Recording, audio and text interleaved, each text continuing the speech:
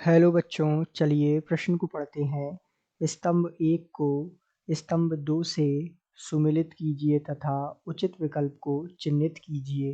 आपको स्तंभ 1 में दिया हुआ है ए डीएनए में पेंटोस शर्करा, विकल्प बी में दिया हुआ है न्यूक्लिक अम्ल, सी में दिया हुआ है आरएनए और डी में दिया हुआ है विटामिन। इसी प्रकार स्तंभ 2 में आपको दिया हुआ है पहला एस्कॉर्बिक अम्ल, दूसरा यूरेशिल, तीसरा जेनेटिक पदार्थ और चौथा फ्यूरेनोस संरचना। आपको विकल्प दिए हुए हैं। विकल्प ए है ए का फोर्थ, बी का थर्ड, सी का सेकंड, डी का फर्स्ट। विकल्प बी है ए का थर्ड, बी का सेकंड, सी का फोर्थ, डी का फर्स्ट। विकल्प सी है ए का सेकंड, बी का थर्ड, सी का फोर्थ, डी का फर्स्ट।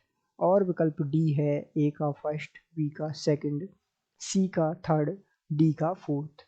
तो आइए बच्चों, सबसे पहले हम मुख्य अवधारणाओं को समझते हुए इस प्रश्न को हल करेंगे तथा विस्तार पूर्वक इस प्रश्न के बारे में समझते हुए और इसकी व्याख्याओं को समझते हुए हम इसके सही विकल्प तक पहुंचते हैं या इसको सही सुमेलित करते हैं। तो यहाँ सबसे पहले हम बात करते हैं मुख्य अवधारणा की। तो मुख्य अवधारणा के रूप में हम बात करें ए की डीएनए में पेंटोस शर्करा। तो डीएनए में जो पेंटोस शर्करा होती है वो कैसी होती हैं? वो जो है फ्यूरिनोस संरचनाएं होती हैं, अर्थात पेंटोस शर्कराएं जो होती हैं डीएनए में वो फ्यूरिनोस संरचनाएं होती हैं, अर्थात ये जो होती हैं ये फ्यूरिनोस संरचनाएं होती हैं।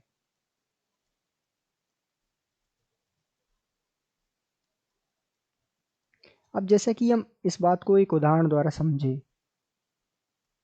तो ये जो संरचना आपको दी हुई है ये फ्रक्टोज की संरचना है।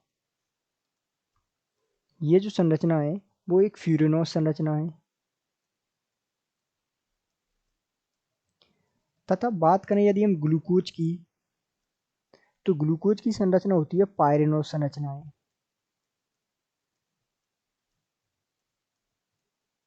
तो इस प्रकार जो है हम कह सकते हैं कि जो पेंटोस शर्कराएं वो फ्यूरिनोस संरचना होती हैं, अर्थात यहाँ हमें ए का मिलान किससे मिल गया? 4 से। अब बात करें बी की, अर्थात न्यूक्लिक अम्ल जो होते हैं उनके बारे में।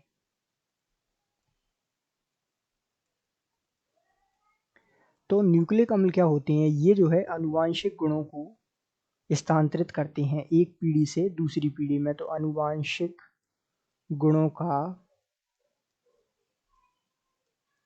स्थानांतरण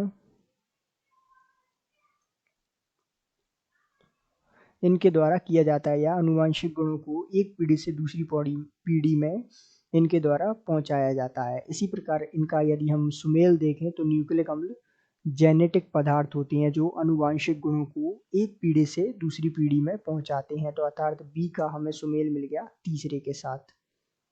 अब बात करें हम आरएनए, तो आरएनए में क्या पाए जाते हैं? क्षार पाए जाते हैं। यदि हम यहाँ की बात करें तो आरएनए में कौन कौन से क्षार पाए जाते हैं? एक तो आरएनए में होता है एडिनिन,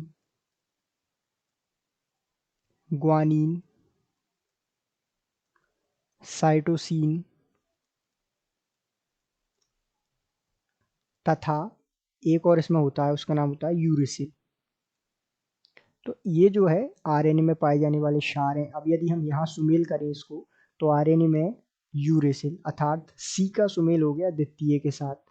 और विटामिन, तो डी जो दिया हुआ है विटामिन, जैसा कि हम सब परिचित हैं विटामिन।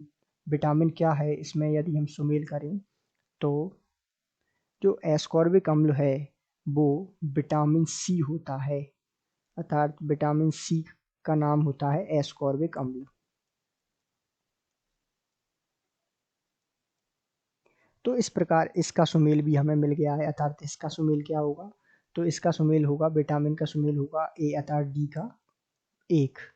तो ये जो क्रम है, अर्थात ए का 4, बी का 3, सी का 2 और डी का फर्स्ट के साथ सुमेल, ये हमें बिल्कुल सही सुमेलित किस में दिया हुआ है? विकल्प ए में। तो इस आधार पर हम कह सकते हैं कि दिए गए प्रश्न का सही उत्तर विकल्प ए है। आशा करते हैं आपको समझ आया होगा। धन्यवाद।